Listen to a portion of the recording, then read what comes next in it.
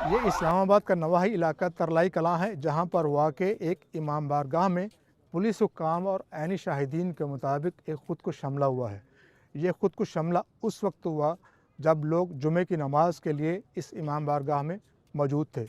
इस वाक़े के बारे में एक ऐनी शाहिद का कहना था। सबसे पहले तो ये हुआ कि हमारे सिक्योरिटी गार्ड यहाँ पे खड़े थे, उन्होंने देखा कि दो बंदे भागते हुए आए और उन्होंने आते के साथ ही फायरिंग स्टार्ट कर दी। फायरिंग स्टार्ट करते करते वो भागे अंदर।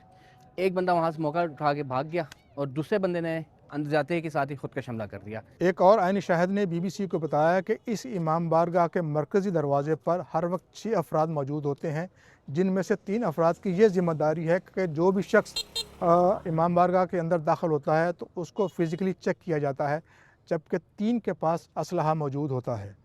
इस वाक़े के बाद लॉ इन्फोर्समेंट एजेंसीज़, रेंजर्स और आर्मी ने पूरे इलाके को कॉर्डन ऑफ किया और किसी को भी जाए हादसा पर जाने की इजाज़त नहीं दी गई, जबकि यहाँ पर जो ज़ख्मी वगैरह थे उनको जो मुकामी हॉस्पिटल्स हैं वहाँ पर मुंतकिल किया गया है।